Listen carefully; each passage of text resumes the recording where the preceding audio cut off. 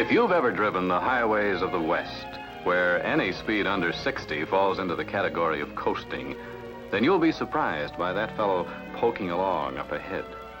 But you see, he's thinking, looking at the landscape, taking his time getting to the Nelson farm, and thinking.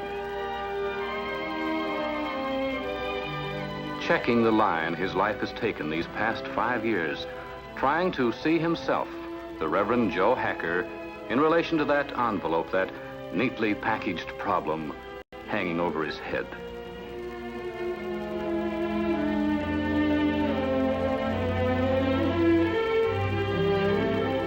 It's a letter offering him the rectorship of a fine city parish.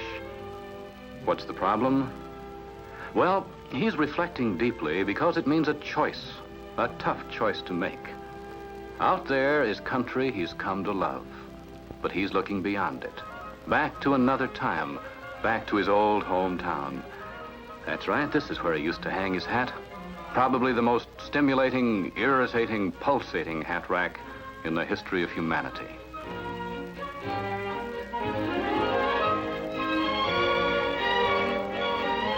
Joe Hacker, you see, is as urban as the city's sales tax. Born and reared somewhere south of 72nd Street. He loves the city, always has. His spirit soared of tall buildings, sang in the stimulating presence of great ideas. Yes, he was one of the 7 million who dodged taxicabs, tightrope walked the impossible cost of living, meandered through the maze of flapping wash and fire escapes. Felt himself uplifted by the roar of the elevated trains thundering through the canyons of the city. Joseph Hacker walked in the deep crevices of commerce and concrete, and his heart flourished here.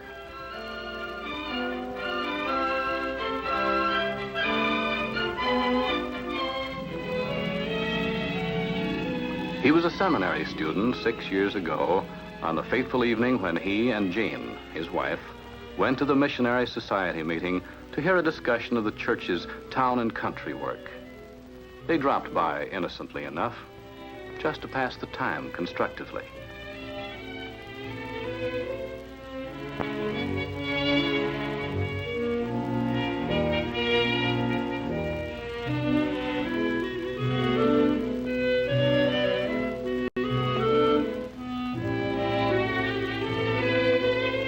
The speaker was the head of the town and country work of the church, and he was so well informed about his subject, so consecrated to it, that he wouldn't let anyone in his audience simply pass the time. He lit a fire under them, and in them too. He drove Joe out from behind his intellectual barricades and made him live this idea with them.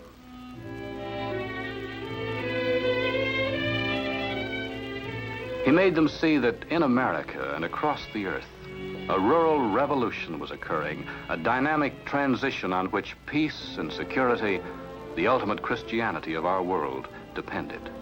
And they saw it, saw the broad sweep of it, man's genius transposing the old rural system, converting agriculture into industry, multiplying the earth's abundance. They saw man making rivers sit up and roll over, developing power, light, progress. This was the rural revolution he spoke of, but he spoke, too, of its consequences. Spoke of the change in the lives of rural people. Gone was the old physical isolation, but there was spiritual isolation in its place, occurring hand in hand with the decline of the rural church. So many of yesterday's rural churches have new uses today. Places that changed lives yesterday now change your oil. Where once there was spiritual service, now super service while you wait. Yes, in rural America, where the church has always had her strongest, deepest roots, the victims of the rural revolution collect at the crossroads, silent and forgotten. Church leaders have warned that if Christianity dies in town and country, it cannot live anywhere, for there is its heart. The leaders have cried out in the wilderness because they could see it and others could not. Listening, Joe could see it too.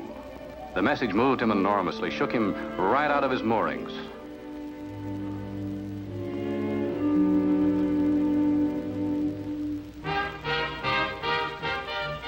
Afterwards, Joe and Gene Hacker took a walk through their world. A late stroll through the town square was common practice for them in those student days. It was good exercise, saved electricity, and besides, Gene thought it romantic.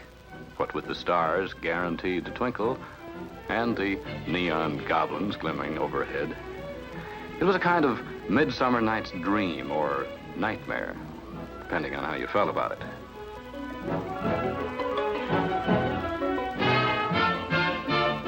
Joe wasn't sure how he felt about it that night. His mind was buzzing with what he'd heard. Then the idea burst on him. He steered Gene into a soft drink stand and mentioned something that had been snoozing in him these past hours.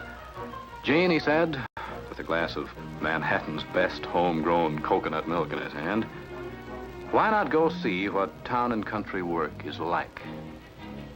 Why not see it firsthand?" And Gene said, "Why not?" And so that summer, the Hackers crossed the Hudson and went west to the Wheat Belt, to the Rural Church Training Center at Roan Ridge, Missouri. And there they learned about farming, learned that food grew out of the ground first before it was put in cans. Seriously, they learned a lot of things at Roan Ridge as a result of one of the best planned and most comprehensive courses of study they'd ever encountered. They were taught the tools of the rural ministry and how to use them.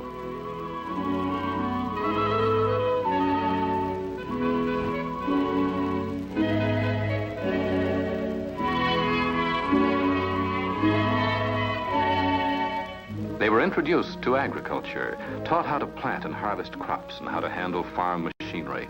They saw soil management at its best. They got the feel of the earth under them and a real respect for it. And from the Roan Ridge registered shorthorn herd, they received an insight into animal husbandry.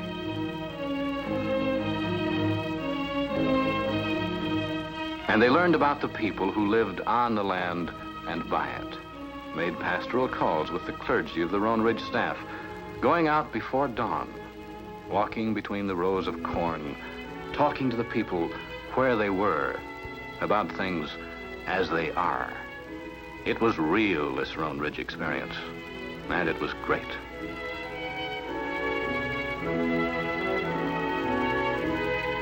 Certainly one of the most exciting facets of the Rural Church Training Center and one of the most significant projects sponsored by the Episcopal Church is the Roan Ridge Demonstration Homestead.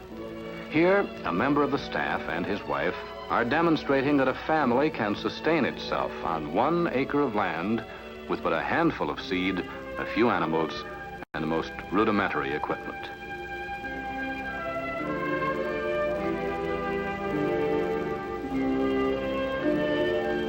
This Roan Ridge faculty member is the pastor of a local rural congregation, and he has a full schedule of parochial activities. But it is his conviction that a rural parson practicing homestead agriculture finds deeper and wider understanding of himself, his neighbors, and of God's purpose for this world. The eyes of all nations are focused on this acre. Observers from every corner of the world have witnessed here this adventure in agriculture. In this stewardship of the soil at Roan Ridge, there is new hope for the underfed millions across the world who live a marginal existence on their land.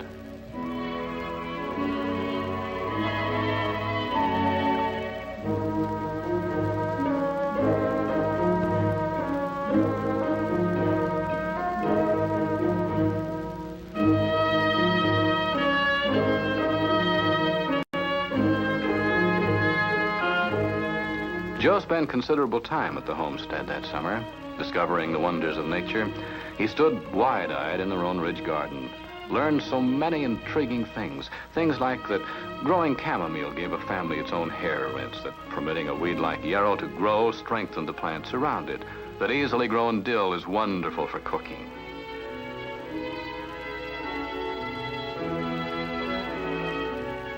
And that stinging nettle raised in a tomato patch helps to preserve the tomatoes growing around it. that a mulch made of old newspapers can provide a soil covering which preserves the soil and all that grows in it. Yes, and there were others who spent time there, too. So many rural clergymen, Roan Ridge graduates, returned, seeking advice and information about everything from apiaries to zinnias. You see, the rural pastor, being often underpaid, can help support his family in decent fashion and extend the tenure of his ministry by successful homesteading. And by farming, he grows closer to the people he is dedicated to serve.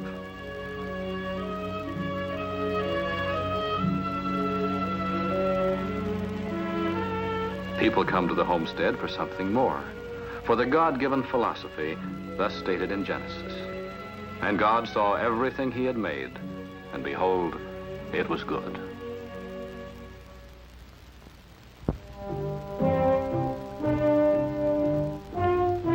Because Roan Ridge is but a few miles from Kansas City, with its vast stockyards and commercial enterprises, some of the field trips brought Joe into contact with the rural revolution, with agricultural industry as it exists at this great urban center.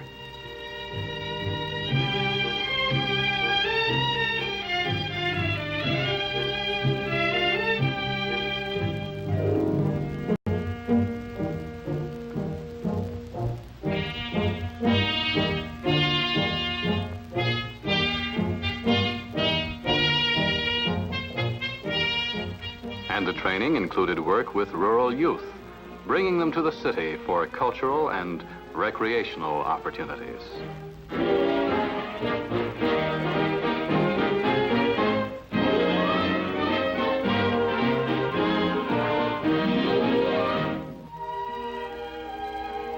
Joe and Jean Hacker learned at Roan Ridge that the church must take care of her own, must bring her concern and her message to all the people and to all of life. There can be no pulling out of rural America, no retreat or marking time, only advance in his name and for his sake. It was a full, rich summer, and it left its mark on them, made an impress on their spirits that could never be erased.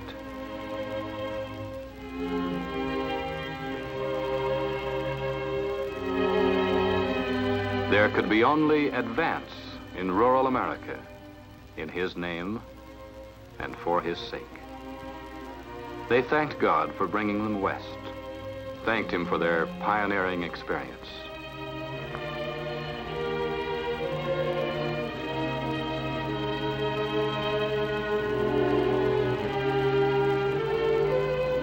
They thanked God for helping them to discover that human frontier on which they could serve. And they made their decision together. Yes, sir, the Hackers voted for town and country, tossed their earthly belongings into the old six-cylinder covered wagon, and headed toward the setting sun.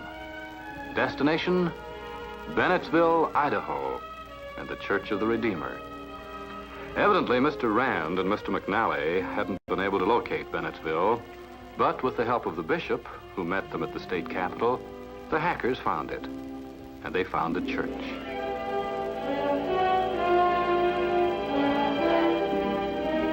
The church. Joe had expected the worst, but not this.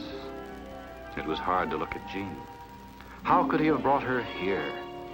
The bishop had written, told them that the church had been closed for years, the old problems of too much distance, too few clergymen, and untrained and undeveloped laity. The bishop himself had kept this church going until there were too many such churches, and it became physically impossible for him to serve it. The bishop had tried to tell them about this church, but Joe hadn't been able to visualize it.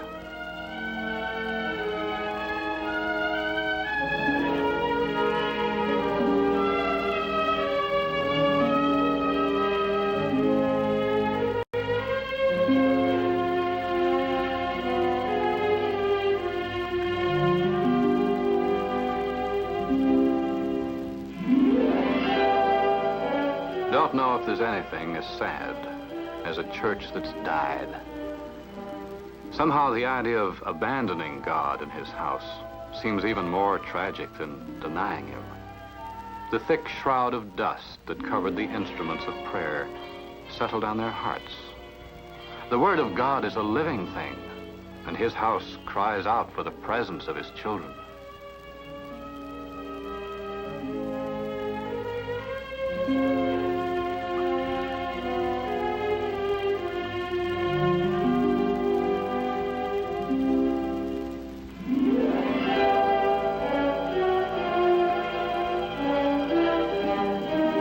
Poor Jean. Small wonder she kept her eyes shut as much as possible. This would be their home. Jean Hacker stepped right out of a steam-heated world, stepped right up to her first pot-bellied stove, and introduced herself. They'd be seeing lots of each other, these two. But Jean would make out, and so would Joe. And so would the Church of the Redeemer.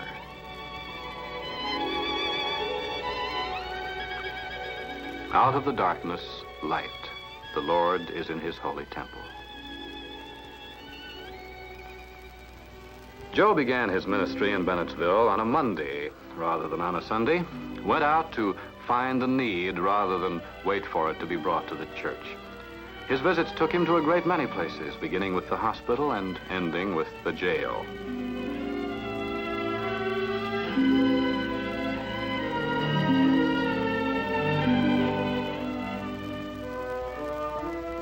Jean's job was less exciting, more wearying, but she did it, and did it well. As soon as they'd got their feet on the ground, they extended their ministry out into the surrounding areas, 50 miles out in all directions.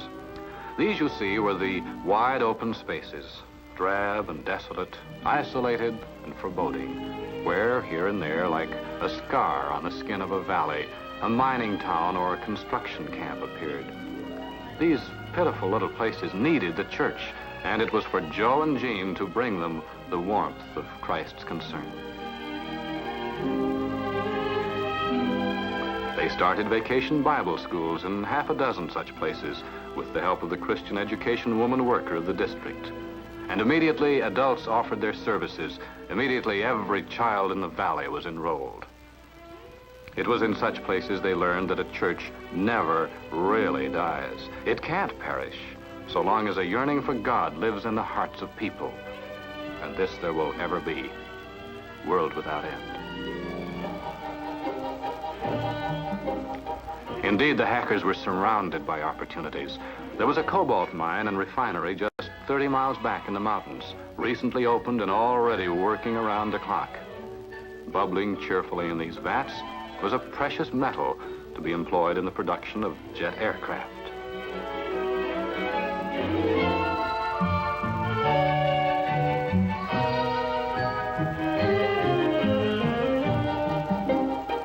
Interesting process? Sure. But Joe was even more interested in a far more precious something to be mined here, the human spirit. For almost overnight, a full-grown town had sprung to life in the elbow of these mountains, and it was populated by people in need of a steeple. Joe traveled here twice a week to minister to the miners and engineers and their families. A Christian cell, was started. Cottage services were scheduled weekly, and one day there would be a church here, a dynamic church serving a dynamic and growing community.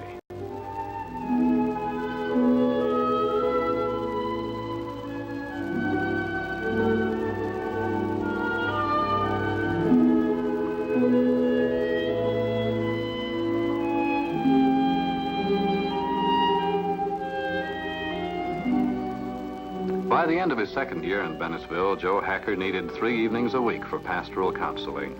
There were the young people in need of him, young people restless in the town or on the farm, feeling the magnetic pull of the city, debating whether to leave home. Joe got this fine young fellow a better job. He'll stay in Bennettsville, and it's a good thing. The community can't afford to go on losing its best young blood.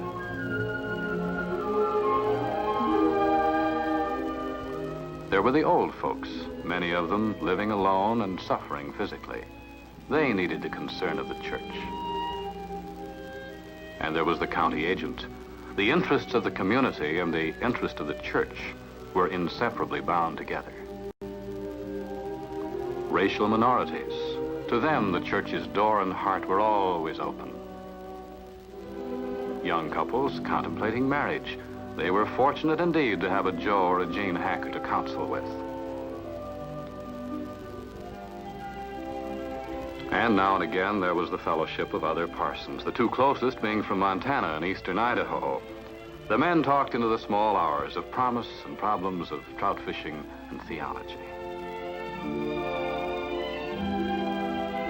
And for Jean, there was the fellowship of their wives. For them was brought forth the best china and the most chatter, of people and prices, of books and bargains, of remedies and recipes, of hairdos and how-do-you-dos. For each, it was a holiday.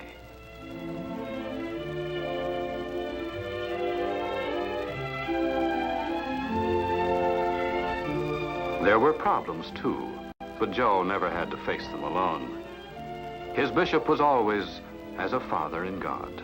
When his wisdom and love were needed, they were at hand.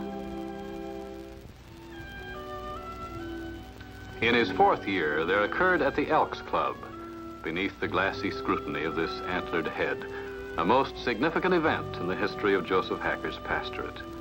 It was the annual parish meeting, and the bishop traveled over 300 miles to address the group.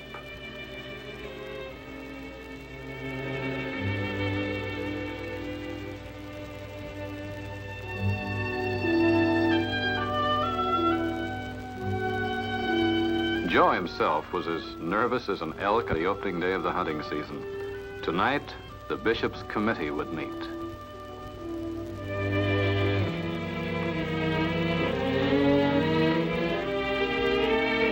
Afterwards, while the committee meeting was in progress, the ladies enjoyed coffee together. That is, all but one lady. Jean Hacker kept her composure beautifully, but her mind was elsewhere. Her mind was beyond that door, where the question of a new church and parsonage was under discussion, and where things didn't look too good. No, sir, things didn't look good at all.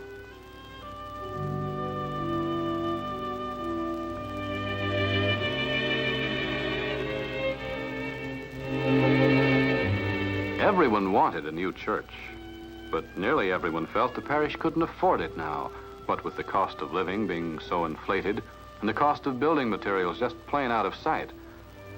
No, Joe just erased the steeple and resigned himself to the negative decision he knew would come.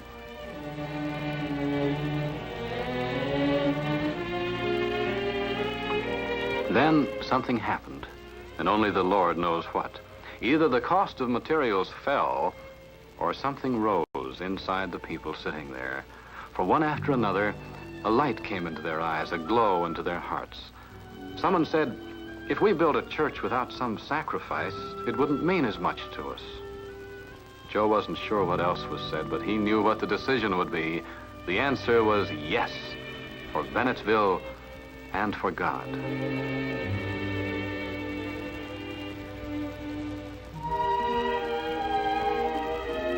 About a year later, the new church was built out of the native stone.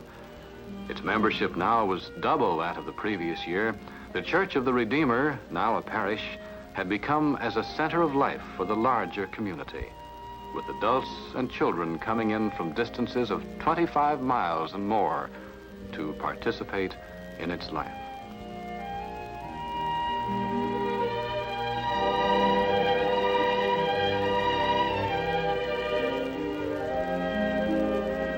The Church of the Redeemer had become as a heart in the community, sending out love through the arteries of its concern and touching the whole of life about it, drawing in through the veins of its spirit the consecration, dedication, prayer of all who loved the Lord and held him in their lives.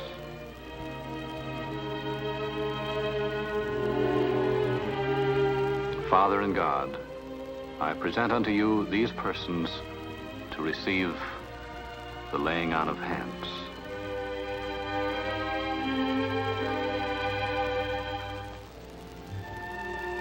It was of all this Joe Hacker thought as he drove slowly on.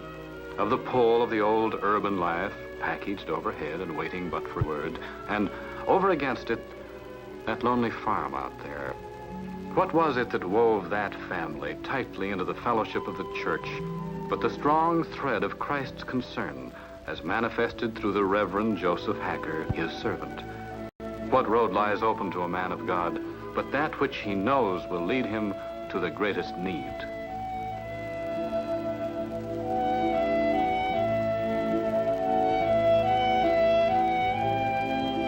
Done, sealed and delivered, and at your service, Father. Once there was a road cut through the rock, and it was our Lord's road, the only road for the Reverend Joseph Hacker.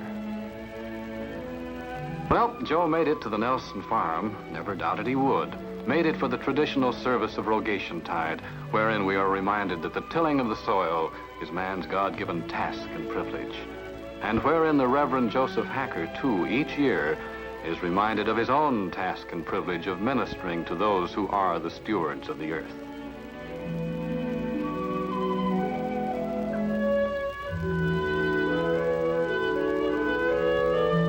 Jean was there, and with her the Hacker response to the dwindling rural population. Meet the fruits of their own personal 5-year plan. Timothy, the oldest, the triplets, Mark, Andrew, and Stephen, and finally Daniel. You see, the Hackers had a harvest of their own to celebrate. The service proceeded. May he that giveth breath and life to the sower multiply the seed. May the soil be wholesome and the crops good. Bless the implements which break the ground and the tools which bringeth fruition to labor. And bless too, O gracious Father, the animals which thou dost provide to assist man in his needs. Bless the man of the soil who bears the sun and wind in his face and the marks of the earth in his hands. O gracious Father, bless the lands and multiply the harvests of the world. Let thy breath go forth that it may renew the face of the earth.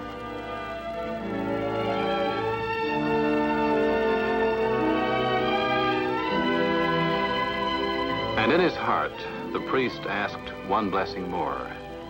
Father, bless all those who search for thy sheep in scattered places. Bless those who serve thee by planting thy seed in the fertile soil of town and country work.